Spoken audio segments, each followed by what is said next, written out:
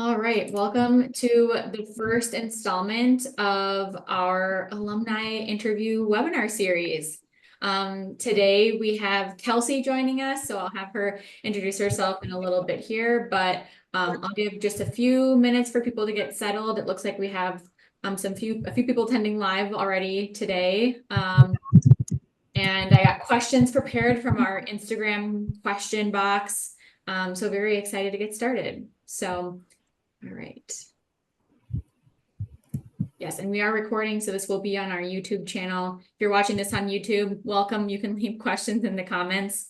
But yeah, so my name is Rachel. I'm the Sales and Marketing Manager for CIEE TEFL. I also am a CIEE alumni myself, so I taught abroad back in 2016 through 2018 in Spain. I'm happy to be here to facilitate the interview today and to get to know more about Kelsey. But I'll have Gabby introduce yourself as well, and then we'll get to Kelsey. Hey, I'm Gabby. I am a CIEE TEFL program assistant. I am also a CIEE alum of the Teach in Spain, Teach in Thailand program. So I'm really excited for this series. I'm excited to get to know Kelsey and get to know everyone that we're going to be having on. Thanks, Rachel. Yeah. Okay, so the star of the show, Kelsey, please introduce yourself. Where are you from? Let's get it started. Yeah, thank you so much, Rachel. And thanks, Gabby. I'm so excited to be here. I love talking about this. Like anytime people have questions, I'm like, yes, let me tell you all about what I've been doing. So fun, and it was such a great experience. I am originally from Georgia, but I moved around a lot as a kid. I lived in the East Coast, I lived in the West Coast, I lived in the South. So I was living in California. I went to San Diego State University out there. I graduated with my degree in child and family development, and I wasn't exactly sure what I wanted to do with that. I did a little bit of teaching in the States. I did a couple of internships, but ultimately I ended up going on track and teaching yoga for a really long time. And when I decided to leave California, that's when I decided to start looking elsewhere and what I wanted to do. And I did my Teach in Thailand program in 2024. Yeah, 2024.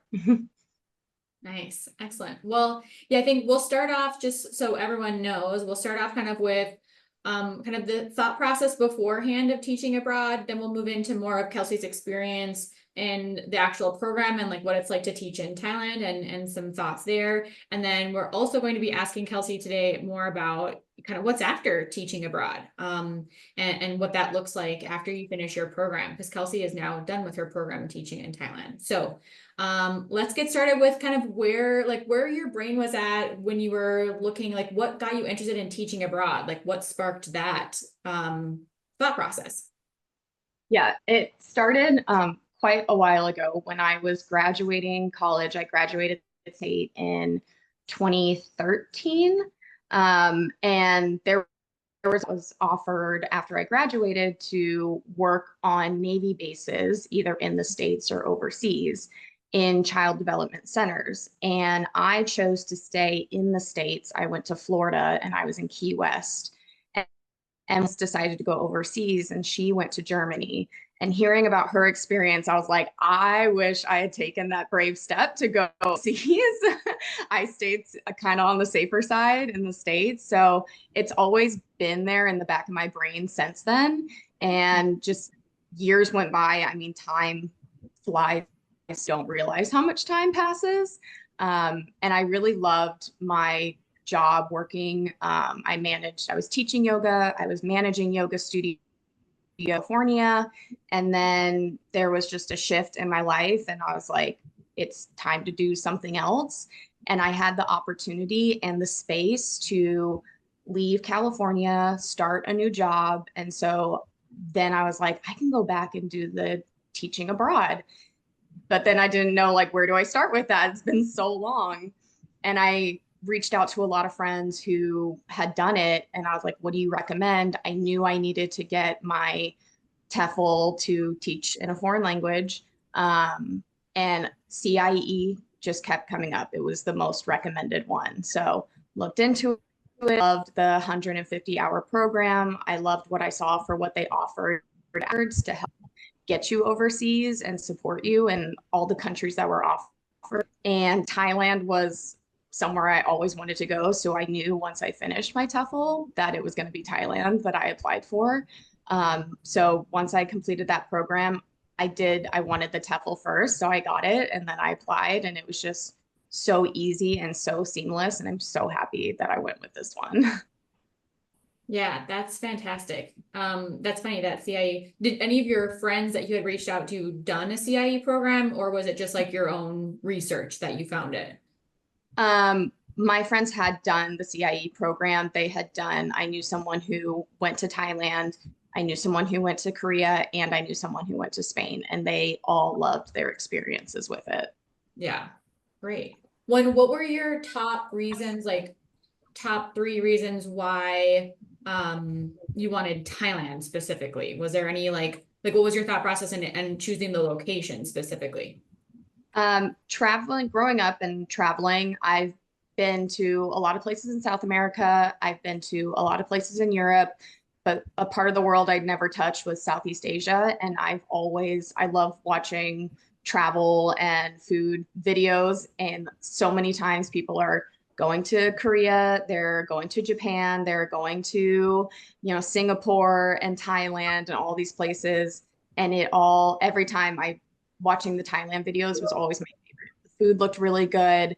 The traveling looked amazing within the country. All the people seemed really nice. So that one kept calling to me to be the place that I think I would have felt most comfortable doing this for the first time.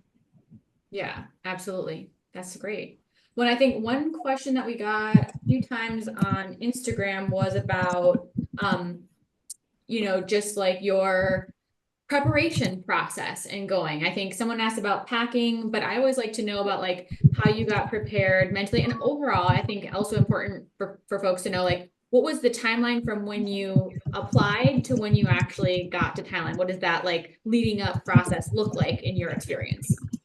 Yeah, so I did my TEFL certification in 2023, and then I didn't go to Thailand until 2024. So from the start of the program to applying and getting there was probably about like a 9-10 month timeline.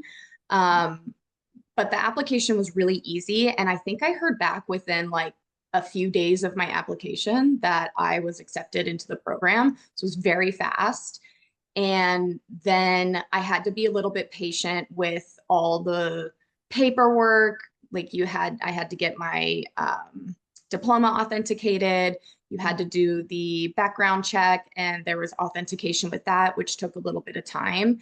So I really had to be on it. I had to be organized. I had to make sure I was hitting those deadlines, because if you waited too long on anything, then you were stressing and worrying that it wasn't going to come in on time. So you just have to be patient through that process. And CIE was great with that. Like the emails were really good. Anytime there were other questions, Ashley was the one who was helping me with the Thailand program, and she was amazing, really, really responsive. So I always felt like it was going to be okay. Yeah, we love Ashley. She's no longer with our team, but she's still working at CIE. And she was a great coordinator for Thailand. So we appreciate all the work that she put in to help folks get to Thailand. That's great. Yeah, I mean, I remember it being pretty fast too. Like the actual application process and like getting you started, like you're onboarded, you're in it to get like the paperwork and stuff ready to go abroad. But yeah, I mean, it is still crazy though, because it's fast, but it's also like a 10-month thing of getting prepared to leave. So yeah, that's important to keep in mind. But yeah, I mean, anything else that like any wisdom that you would share with folks? I think a lot of times in my experience talking to folks on the phone and getting questions like on social media and stuff, people are really concerned about like the decision ultimately of choosing Thailand. I think they're usually on the fence of like Thailand versus Spain. Any wisdom on why someone should choose and in that like primary process of thinking about teaching abroad, why Thailand? What's the advice from someone who's done it?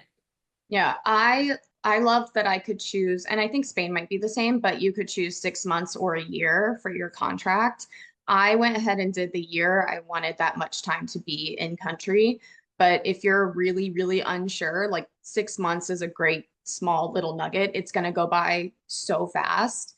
And what I knew was going to happen, but wasn't prepared for, that was really helpful, is once you are there in country, you have a few days of orientation with a bunch of other teachers that are there. So you get to make friends, you get to kind of settle yourself into the space, get a little bit more comfortable, and then you go off and you're in your schools and you're in your town. So it's not like you land and suddenly you're thrown into teaching the next day. You have a little bit of time. So that really helped me. And then being in Thailand, the people there are so, so, so nice. They're really kind. They're really accommodating. Like if you need help, they are willing to help you. I was in a smaller town, and anytime I was like, oh, I think I want to get a motorbike, or I think I need to, get to this other town or figure something out. My Thai teachers were always, they were right there for you. Like if you're hungry, they'll bring you food. If so great. You never felt alone. It was really nice. Yeah, I've heard some wild stories. I know Gabby has some wild stories about how nice Thai people are, and how accommodating people are in Thailand. I think the craziest story that I've heard from all the conversations that I've had is that someone locked their keys inside a motorbike. And so they were completely like the keys of the motorbike in the motorbike. And then these two teenage boys like pried it open and made sure that the two women got home safe that were participants of our program. So that's enough for me to know kind of the vibe of Thailand for sure. But yeah, That that's was great. definitely one of the biggest takeaways I think that I've raved in general, also to Rachel specifically though, is the people in Thailand. And you're totally right. Anytime you need anything, anything at all, it was like they're there to make you feel less like you're alone, which is crazy because you're, around all the way on the other side of the world in a country where you're not fluent in Thai, but they make you feel like you have the resources and you have the help in literally any situation ever. Yeah. And they do it without any expectations, which is such an amazing thing. Just genuinely want to help you. Exactly. Absolutely. So speaking of something that Gabby brought up, speaking of the language barrier, I think that's another thing that's a tough point for a lot of folks. Did you do anything, not because we're talking about the pre-departure process, did you do anything to learn Thai? Were you concerned about that? Like what was your perspective on the language barrier aspect? Yeah, I tried learning Thai as best I could before leaving. I was using just a language app. And then once I got in country, I realized what I was learning was all very formal, and it was more just memorizing words and phrases, not really learning like the breakdown of the grammar and how a sentence is structured. And Thai is a very, very complicated language. I know people who have learned it, they've done great over there learning the language. They really dive in and like just trying as hard as they can. I was able to learn enough to be able to communicate initially like what I needed. But people understand, like they see, especially in your town, they're used to seeing the English teachers. So they usually know. And they're not going to try to ignore you because you can't speak the language. There's a lot of hand gestures to be able to understand. Everyone uses Google Translate. That's really readily available. And Thai people really love when you try to speak Thai, and they're very patient and wanting to help you speak correctly. So people get really nervous because they're like, well, I don't want to speak it because I'm going to mess it up. And they're like, it's okay. And it was funny being an English teacher, my students trying to speak English were like, I'm so scared to speak English. And then I would do the same thing, being like, I'm so scared to speak Thai. And your kids will want to help you too. Like your kids will be like, I have a word or a phrase for you to learn today. Nice. Yeah, it's an exchange sometimes. And I think there's a lot that you can get out of it too in terms of language.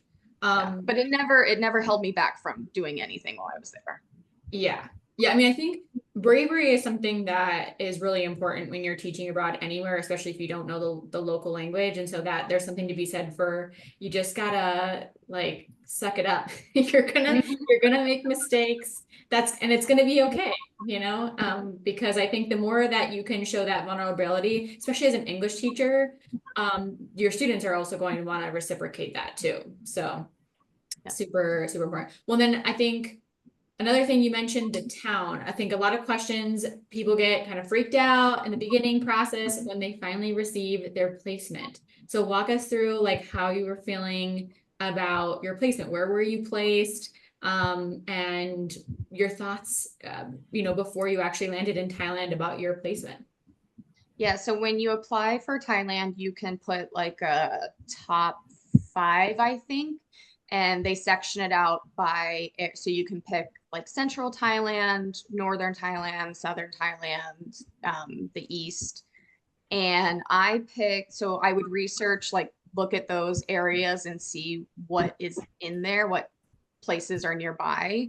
The north is really beautiful, like Chiang Mai, Chiang Rai, but you have to remember that they do burning seasons up there, like January, February. So that's something to consider. And I ended up going with central Thailand, which put me near Bangkok. I really wanted to be near something more central like that because once you're in Bangkok, it's so easy to get anywhere by a train, by flight. So I knew I wanted to travel a lot. And I did get placed. I ended up about an hour and a half to 2 hours east of Bangkok in a town called Phnom. And when I got that placement, I remember looking it up on Google and I couldn't find anything. It was so small. So I think there was I know, I think there was like one photo of the town and it was from like 8 years ago. Oh no. So when I got there, I was like, okay, it's not exactly what I was expecting. But it's really nice being in a small town. It's very comfortable. So when you're out traveling, you're in the big places and then you come home to your small town, you're kind of like, ah, okay, this feels nice.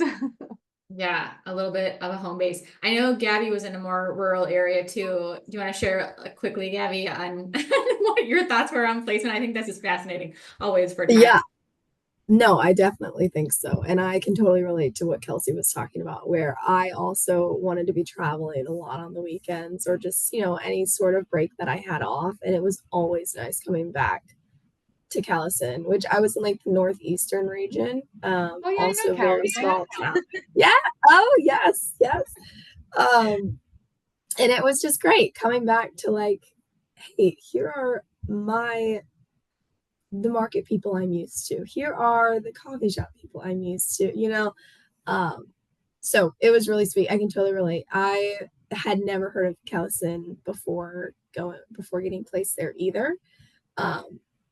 And yeah, I feel like if you try to look up smaller cities in Thailand on, you know, Google, they don't always pull up with, you know, the most accurate current descriptions of them. So it's definitely a pleasant surprise, I feel like. And yeah, it was homey having a small town to always come back to for sure. So I can totally relate. Yeah. Talk about community building abroad. Yes. You definitely you're not a tourist. You're integrating into local life, which is really cool. Oh yeah. Yeah, we in our little neighborhoods, a lot of them have a lot of people in their houses will have little stalls set up where they cook meals and dishes. And Yeah. we had a little pad krapow lady right around the corner from me and my roommate.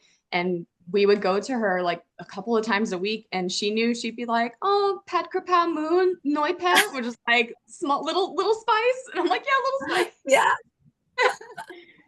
You're a regular. They know your order. Yes, exactly. That's amazing. Well, so transitioning then into your arrival, right? So on our programs, we do offer airport pickup and we have an orientation hotel stay. So can you give us a little overview of what your orientation experience was like and arrival ultimately in Thailand? Yeah, I arrived in the May group, which is always tends to be like a smaller group. I think there were only 20 of us in our orientation. which I really liked. I really enjoyed. You got to know everyone pretty intimately. And even like the coordinators, you just have more time to spend with them. So it is a long trip to get there. I think it was like 30 something hours from leaving here to getting there. So be ready for that. I had one large suitcase and then 2 carry-on bags. And honestly, in the end, I do feel like I overpacked a bit. I brought more clothes than I needed because there's so much good shopping there in Thailand. So I ended up buying even more clothes there, and half the stuff I didn't even need to bring with me. I thought that I would need more products from home than I did, like skincare products, toiletry items. And if you can't find it in your small town, you can find it in Bangkok, or Lazada is kind of like the Amazon out there. You can order stuff and have it delivered, and it's really convenient.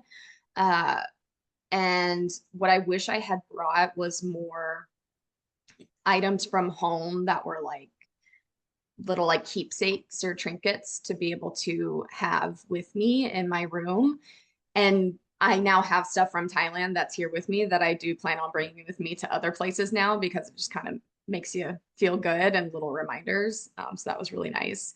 But yeah, you get in, you get your airport pickup, your people are there waiting for you at the airport. So it's not like you're lost and on your own once you get to the airport. You all travel together back to the hotel. You have like your little walk around to show you the area together of what's near the hotel, getting your 7-Eleven, getting your SIM card set up, like whatever you need.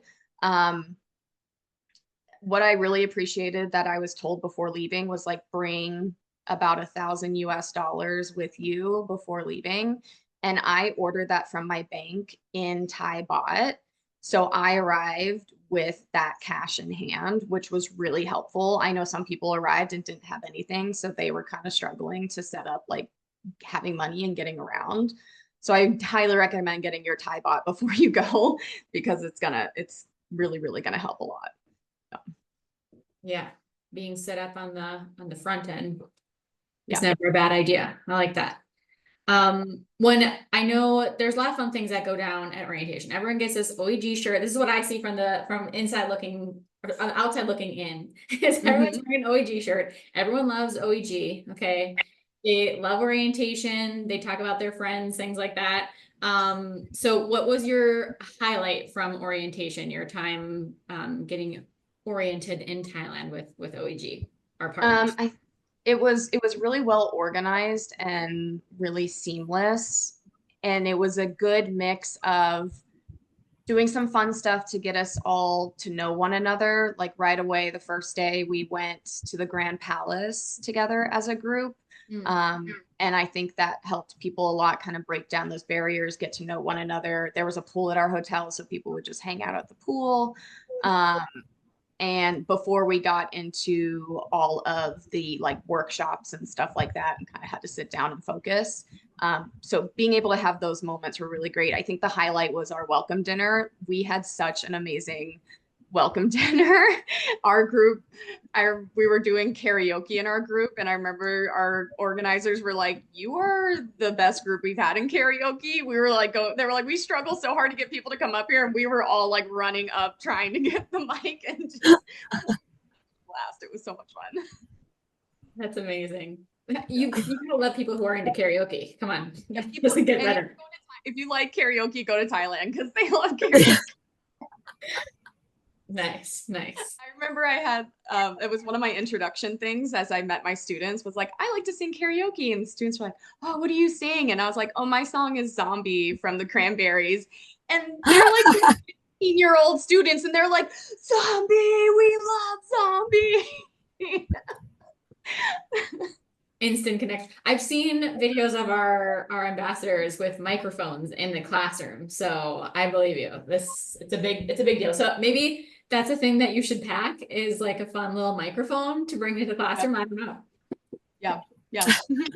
That's really funny. Well, so then, Okay, so you're at orientation, it's organized, you learn a lot of stuff. My biggest advice about orientation as someone who did it, not in Thailand, but in Spain, is to really pay attention during those talks and things, because I think you learn a lot of really important stuff that will stay with you throughout the time abroad. But what happens after that? I think one big question that we had on Instagram was, what was your first day of teaching, first week? Like, tell us about how you got to your school and then what that first week looked like. Yeah, it's different for everyone. And I think a really important factor when going to Thailand to remember is like, you really need to be open to things changing. Like a lot of stuff can change last minute and it's okay. Like I know there were a couple people who got in country, thought they knew where they were going to teach, what grade they were going to teach, but then something happened and they were like, oh, actually, instead of teaching elementary school kids, we're now going to have you teaching like young kindergartner kids. And for some people, that switch was like, oh my God. But luckily with the TEFL, you learn all age ranges. So there's always stuff in the back pocket that you can do.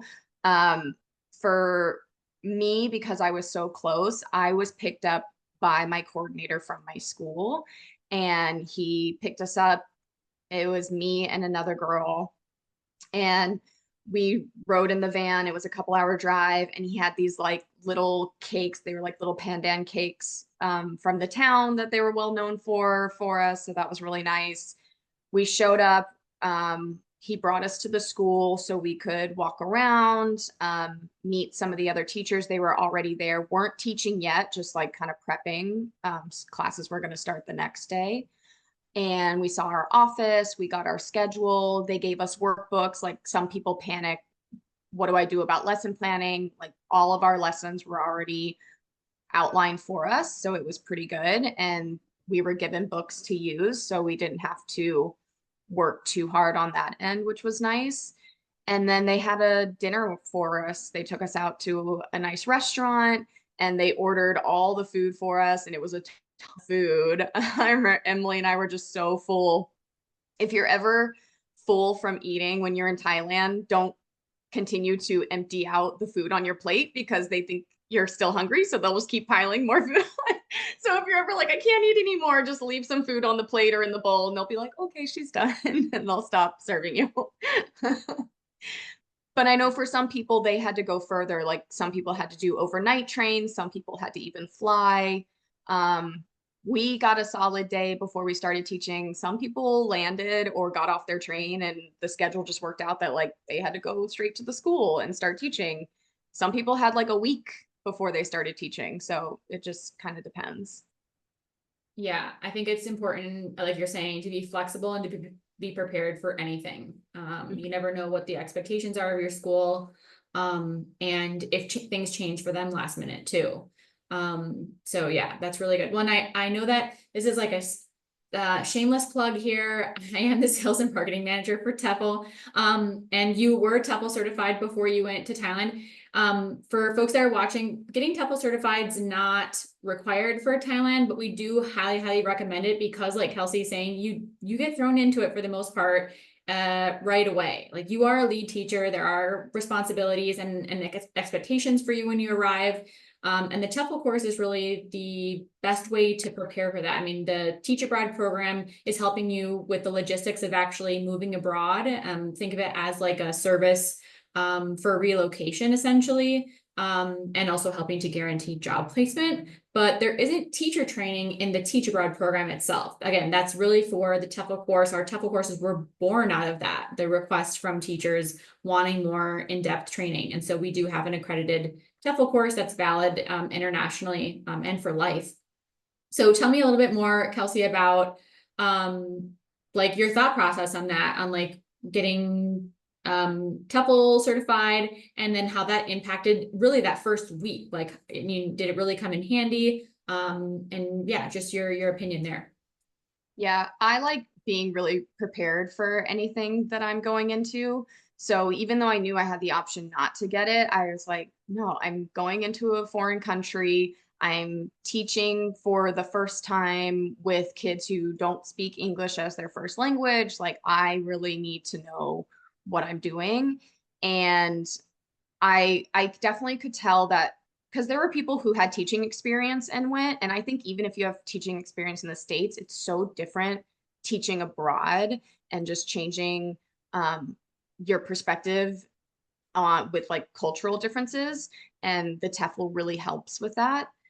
So even if you have teaching experience here in the States, I would still get it because it's quite different, I feel, being overseas. And there were people who were like, they felt really stressed. They felt like they didn't know what to do. So it took them longer. I mean, they did get it. It just definitely took longer. I think they struggled more without the TEFL. I knew that, and I still have stuff saved, like from doing my TEFL certification.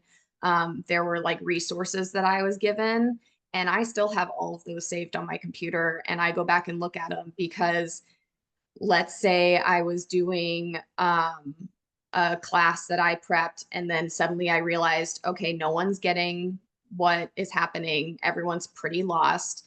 So then, okay, well, I have all these games lined up, and they're English games that I have thanks to the resources TEFL gave me. So I would just pull those up, and we would do that during class. And then I would have time to go back and rework my lunch. Was nice. So I never felt like I was just, thanks to, and I never felt that I was completely lost, just standing there going, I got nothing. It's blank. I always had something. Yeah. Yeah, I think one of the most powerful things that I've heard, because I ask about feedback all the time about the utility of the TEFL course for teaching in Thailand and our other programs too, but specifically for Thailand, I think something that Flora said, she is another one of our ambassadors for Thailand. I think she was in your orientation. So, yeah. She said that she did not take the TEFL course prior to going to Thailand. And then she got TEFL certified when she returned home, which I thought was really interesting because she still wanted to continue her life in teaching and potentially go abroad again to teach. And her takeaway was that she felt like she had to be the entertainer, like the focus was on her in the classroom. And so that's a lot of pressure to think like, okay, maybe the kids aren't getting it, or maybe the kids, aren't entertained. And so she felt like it was on her to really present, entertainment essentially, and be engaging for the kids. And what the TEFL course taught her was that you can turn it on the students, right? It's supposed to be student-centered learning. And the TEFL gives you resources to do that, so that the pressure is not all on you, right? You have the resources to turn it around and to make the learning about, the kids and what they can give, to your classroom. So not as much stress, even though there's always stress involved with being a teacher, but I thought that was an interesting perspective. Yeah, and they format it so well so that you can kind of get into this rhythm when you're teaching that makes your lesson planning a lot easier. Like, okay, I know I want to open with like a little video or a song or a game or a recap. Then we'll go into the lesson part, and the lesson part's maybe like 20 minutes of your class. And then, it goes back to the students. You have them doing some kind of worksheet or some kind of partner or group project. So they have to talk to one another. And then maybe it's like a homework or recap or what's going to happen next class. So it all goes, and each class is, 45, 50 minutes. It goes by really, really fast. Got to make the most of it. The pressure is on it. The classes are 45 minutes long. That's for sure. Yeah. And and a lot of my experience before going to Thailand was all with younger kids, from newborns all the way up to like kindergarten. And I got placed with high schoolers. So when I got that placement, I was like, oh, okay. I've never worked with older kids. And that was definitely something different for me, but I felt ready because I had, all the stuff for teaching older vocabulary, teaching older grammar. And that one is like a lot more structured. With kids, it can be like, you're working on just the color blue, something really simple, but you get into kind of that more advanced teaching with the older kids for sure. Yeah. Well, yeah, so tell us more about your students. Like, what age level was your students? What were your students learning? Like, was there like a particular theme to the things that you were teaching? Did you teach subjects that were outside of English? That's a big question that folks have. Just what was the nature of the teaching position itself? Yeah, so my schedule changed every day. So I really had to keep myself organized with that. One of the most helpful things was after every class, I took notes of like what we got through, what worked, what didn't, what we need to do next class, because some students I only saw once a week. So that class comes around, a week's gone by, I'm like, ooh, what did we cover last week? So you really have to stay organized on that end. I had the first semester, I had primarily like junior, senior kids. And then the second semester, I still had a lot of seniors mostly, and then a few, like I would say, like freshman aged kids. Um, and so we had two types of English classes in our school. There was the English program classes, and those kids, their parents paid for them to be in those programs. So they were usually a little more advanced with their English classes and their English language ability. But it being a Thai public school, just like when we're in school, we take French or Spanish or whatever. The Thai students did also have just their regular English class. That was the one that we did once a week. So those kids were only taking that class as like a required course, not necessarily their primary one. With my English program kids, I was seeing those kids sometimes every day. Okay. So with it, I did have the regular English classes. With those, we focused on speaking, reading, listening, vocabulary, grammar, all that, writing. I covered all that as the lead teacher with them. And my syllabus was written out for me. So I knew that, like, okay, for a month, we're focusing only on this particular subject. And then each class would vary. Like one day we would only focus on vocabulary, one day we would focus only on grammar. And then I did teach a public speaking class, and that was probably my favorite one. It was a senior class, and it was a new class, so I kind of had free reign to just do whatever I wanted with them. And they're so creative. So we would have different topics. One of them was debates. And so I had American football versus European football, and they had to debate on it. And then they had to vote which one they thought was the better debate. And it turned out everyone thought American football was better. And I was like, this is really surprising. I did not expect that outcome. Okay. That's interesting. An interesting take, an interesting turn of events. Yeah. That's really funny. So you got to kind of do your own public speaking class and English classes. Were there any other subject that you covered? I know I asked this because I know that some folks get asked to do like math, science, maybe like physical education. Sometimes I've heard of. I don't really know what the details are there, but was just wondering. Yeah, you can get placed in those. They usually only do them if you have some kind of background in it. Like one of my friends that was teaching there, his background was linguistics. So they had him teaching like a phonetics class. Oh, Yeah. that's intense. Yeah. Oh, boy. But you can get placed in, most people just had general English ones, but you could get placed, I think like world history or like what would have been like a social sciences class. Yeah. You can kind of get placed in sometimes. I do like those specialty classes. I think they're pretty fun. Usually the math and science ones, they only do those with people who have a degree in it or a specialization in it. Yeah.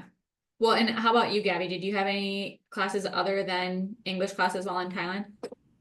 Yeah, I actually single-handedly only taught math while I was there. Which, and it's super hilarious because I don't necessarily have my degree in math. My degree was in graphic design, but I always loved math. I was always taking as many math courses as I could through getting my college degree, even though graphic design has nothing to do with it. I just really enjoyed it.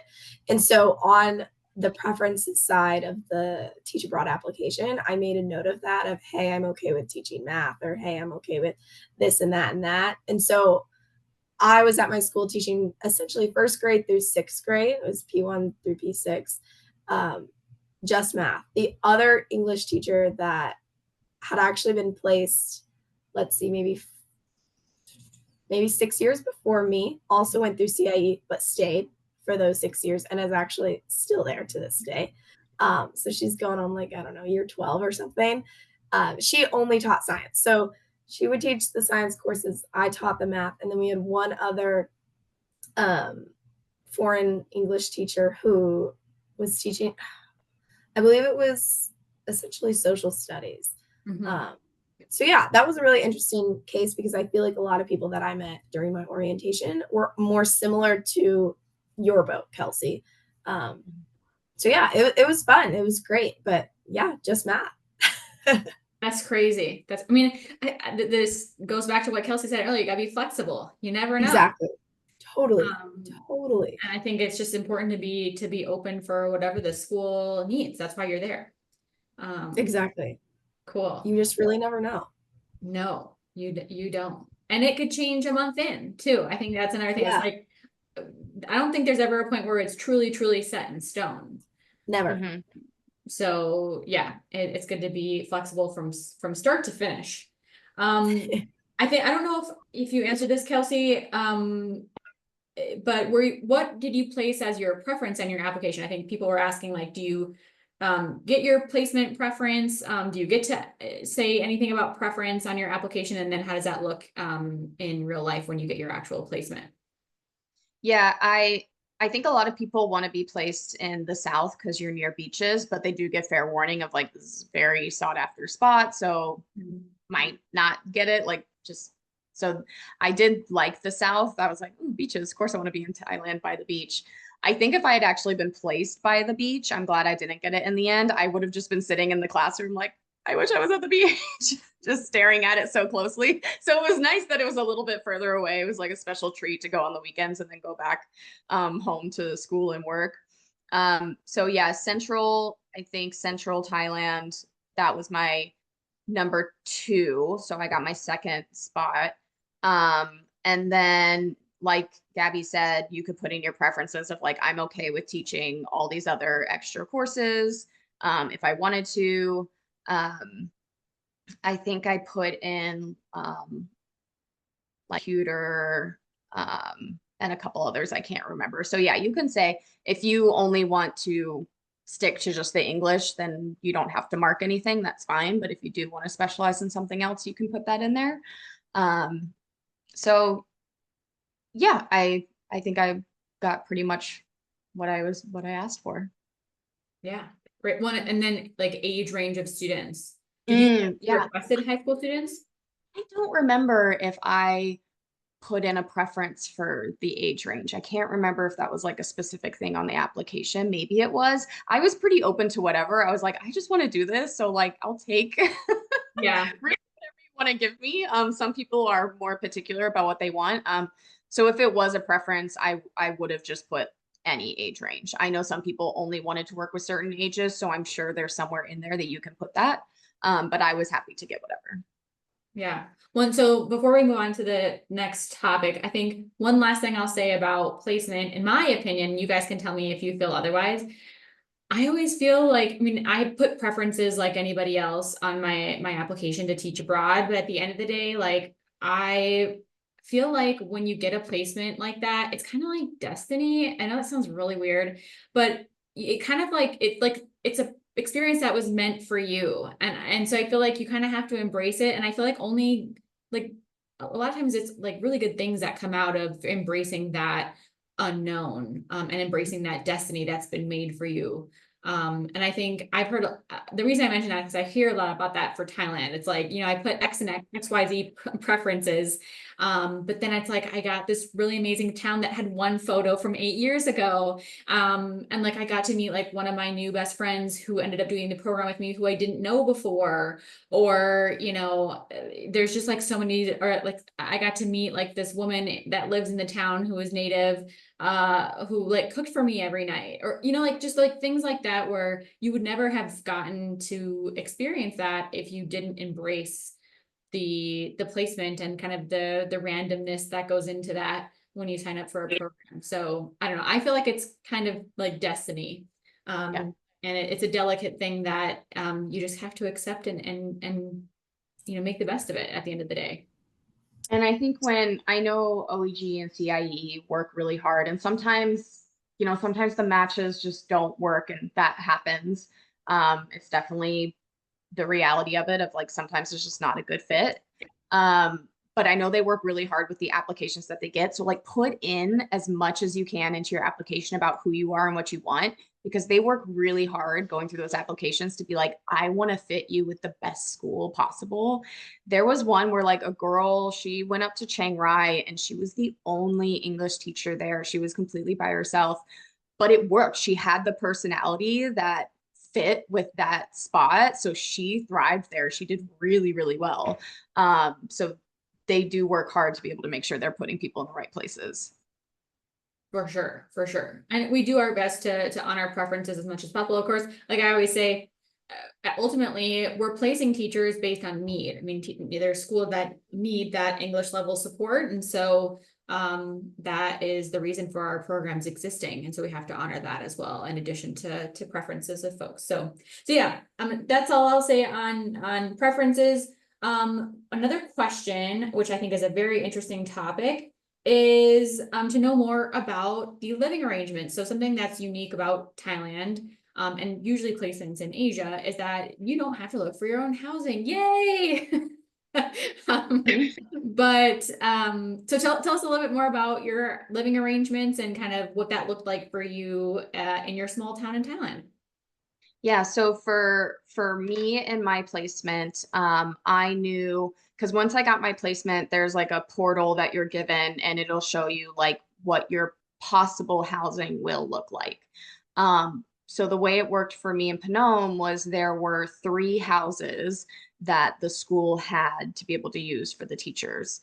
And so I had a roommate, which I didn't know. I like showed up, I was given my hotel room key, and I go up and I open the door and there's a person in there. I wasn't expecting that. So I was like, oh, did I walk in the wrong room? But no. So, which was nice because the person I was rooming with at orientation ended up being my roommate in my town. So that gave us a chance to know one another. I really appreciated that detail. So once I got to the town, it was a 3-bedroom house that we were in, but it was just the 2 of us. So we had that house to ourselves. And since we were a smaller town, it was just houses. Like I know someone else who was in kind of a bigger small city town area, and they had an apartment that they were in. I really liked having the house. It was a little more spacious. You walked in, you had your front room, you had your kitchen, you had your space upstairs with your separate rooms. I had been to some of the apartments, and they look kind of like they can look like just like hotel rooms kind of set up. So it was nice. It felt a little homier with the house feel. Yeah. Yeah. And have a I house. feel like that's really lucky. I love that. You're like, it was really spacious. We had a kitchen, we had an extra room. I'm like, holy cow, you were living luxuriously, Kelsey. I love it. We had I love AC, working AC. You had AC? Amazing. And being abroad, I feel like is like true lap of luxury. Yeah, truly. Yeah. So that housing, I mean, there is like a payment that goes into the housing, like a monthly rent, but that's not something you have to worry about because it's all already taken care of and included.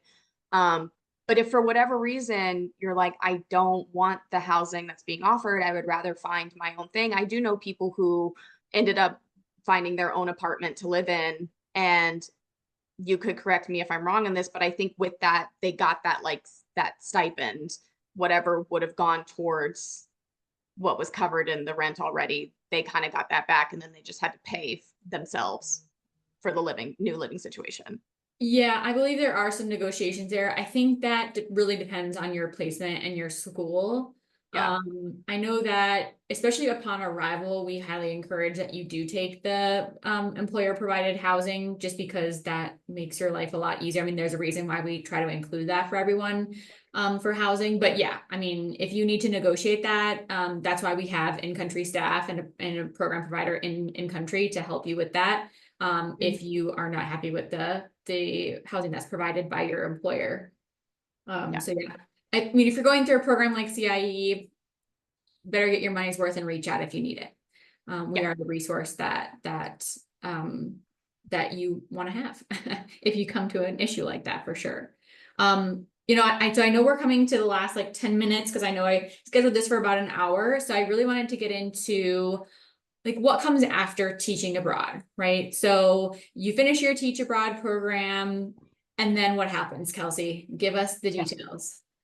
Yeah, so I went into it going, it's funny because I like left and my dad was like, so what's next? I'm like, I don't know, it's a year. Like I was like, I could hate Golden it, question.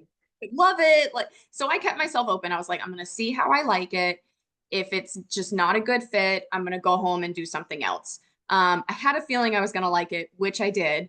And I was very, very tempted to stay in Thailand and just keep teaching there because I made a lot of great friends. I loved what I was doing. I loved the setup. So it was very tempting to stay. I had other countries in my mind already listed that I wanted to go to. So I knew once I came back after a year, I wanted to apply for the Teach in South Korea program. I wanted to stay with CIEE. And so right when I got back, I did my application right away. So right now I'm in that process. And if I get it, if everything goes smoothly, I'll be going in February over to South Korea. And so just having that as like, I like this, I want to keep doing it. It was so easy now to just jump to other places. And if I stay somewhere and I like it, it's so easy to extend. I know people that stayed in Thailand and extended. So many options. Yes, that was another really big question from multiple people on the Instagram questions, was whether or not you can extend and if you have to pay CIE again. If you change countries and you want to do another program separately, so like what Kelsey is doing with having done Thailand and then going to Korea, then yes, there is a fee that you would need to pay. But if you're wanting to extend in country, like if you want to stay in Thailand, like Gabby's mate from Callison, who's been there for like 12 years, then no, you do not need to pay CIE again. That's usually the extension process is usually done through your school. And with your, your boss at your school or whatever, that's usually how you get that process rolling. But that's awesome, Kelsey, that you're going to be going to Korea. You must be super excited about that. I know I'm excited for you. I'm excited to hear what it's all about, and get the comparison. I know we've had quite a few folks that have done programs back to back. I think one of our first ambassadors did Thailand and Korea and had nothing but good things to say. So yeah, kind of where are you at now? Like in the preparation process, like how are you feeling going into this like next teach abroad opportunity? Very, very good. Very excited. I think Thailand was a great point to start my teach abroad experience and kind of get my feet wet, because Thailand is a little more relaxed. It's very calm, very easy. I mean, it really was just very easy. There was not much to stress about while I was there. I knew going to South Korea, it was going to be a little more intense, with the expectations of the teachers and like in the school itself. And there you had the choice between public and private. And I decided to go with the public school. Okay. And that's a government run program. So that one is like even a little bit more to it. So this one's taking a little bit longer. There's definitely more processes with this application. But I'm excited and happy that I already have a little bit of experience from my Thailand one to feel prepared. Yeah, absolutely. What are you doing in the meantime at home? Because you've been home for like a month, 2 months, couple months now, this like the summertime. And Yeah. what do you got going on until you leave? Yeah, so I took my time coming home because I knew I had it, and I was like, if I'm never on this side of the world again, I want to take advantage of it. So I left Thailand in June, I think. No, it was at the end of May. I left at the end of May, and I went to Singapore and then Bali and then Australia and New Zealand. And then from New Zealand, I came straight back to the States and I took my time like jumping around. Right now I'm in Tennessee, which is where I live, where I was living before I left, and now where I'm living now. And so I took my time visiting friends and family who I hadn't seen in a while I was gone. And here I'm just working part-time because I knew coming in that I was going to be leaving again. So I didn't settle myself down with anything too big. I I'm part of the dance community here in Tennessee. There's a big group of country swing dancers, so I was very excited to get back into that. I didn't have that in Thailand, and I really missed it. And there's a type of dance called West Coast swing, and I've started doing that since I got back. And now I found out that West Coast swing is actually pretty big in South Korea, so I'm excited to be able to continue that when I get there. Cool.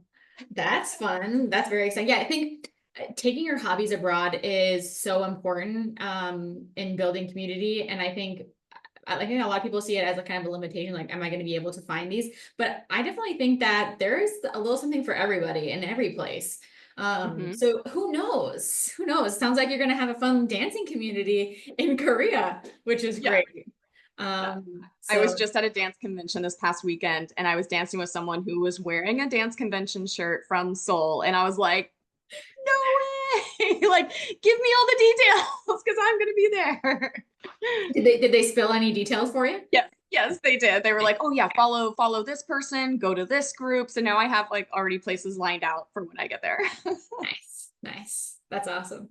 Yeah, I mean, have that connection from back home is super cool to take abroad. But yeah, that's great. I mean, so you're just kind of spending some time enjoying the States while you can, and then going back out. I always like to ask, and I know, again, this is like the golden question. What's the long-term goal for you? Like, are you wanting to, like, do you see yourself going to Korea for a year, 2 years? Are you wanting to stay within the field of education? Kind of, how do you see this impacting your long-term career? Yeah, I have my year contract in South Korea. And then I do want to do the Teach in Spain program. So that will probably be next after Korea. And then this wasn't even on my radar, but because of CIEE posting these like alumni and where people are currently in the program, there's one in Hungary. And I was watching a girl do hers, and I was like, that actually looks really cool. So now Hungary's on the list. Yeah, Hungary's really cool. So a big perk of the getting your TEFL through CIEE, again, very shameless plug on this, is that you can actually go to Hungary for free. It's a free program that's available for CIEE TEFL alumni of the 150 and 180 hour courses. So yeah, I mean, I think that we actually have Jillian, another alumni who did Korea. She did Thailand, Korea, and now she's in Hungary. So she'll be later on the schedule in these 2 weeks that we're doing these alumni interviews. So Kelsey, maybe I tune into that, hear what it's all about. She just arrived in Hungary last month, so it's pretty fresh, but she had a lot of experience. I mean, she was in Korea for quite a while, and she was in Thailand, of course, as well. So very interesting perspective to hear like the differences on all those. But yeah, Hungary is one that is a free opportunity through CIE TEFL. We do have a placement in the south of Spain, so maybe that is the next one that's calling you if you want to do Teach in Spain. In addition to our placement in Madrid, of course, we have Santiago, Chile. We have Morocco, which is another really cool one. So yeah, possibilities are endless, and they're lifetime opportunities. You could do that anytime. So yeah. And even once I'm done, like, there are no new places I want to go to. Like, who knows how long that'll last. I'll go back to Thailand and teach again. Like, I know somebody who does that. She was like, yeah, I spent like 5 years teaching in Thailand, and then I went all these other places. Then I went back to Thailand and taught like another 10 years there. And then yes, Thailand is pretty addicting from what I've heard. And I've heard of a lot of our alumni either staying there forever or going back again to teach. So that's awesome. I know we're coming to the very end, and I want to be respectful of your time, but I do want to get like a last little snippet of like your ultimate piece of advice for folks that are looking to teach abroad. If you're thinking about it, honestly, do it. It's so amazing. The only thing that's going to happen if you don't do it is there's going to be regrets, and you're going to just constantly be thinking about it. I know it's scary. I know it can be overwhelming. I know things can go wrong, but there's so much that you're going to get out of it at the end. You're really going to learn so much about yourself, who you are. You become this like really independent, strong person who's capable of things you probably didn't think you were capable of. You put yourself out there, you're vulnerable, you make amazing friends. The connections I made with people was just so great. And then what I learned being a teacher, the kids were just so kind, so generous, so eager to learn. One of my students, he was a senior, and after he graduated, he still messaged me after he graduated and was like, he was in my public speaking class. He's like, "Hi, teacher. I just wanted to let you know I had an interview with a job the other day and I got it. And I just felt like your public speaking class really helped me." And it was just so sweet. So those little moments are just something you're going to cherish and remember forever. So it's 100% worth it. Like, cannot recommend it enough. Yeah, absolutely. That's great.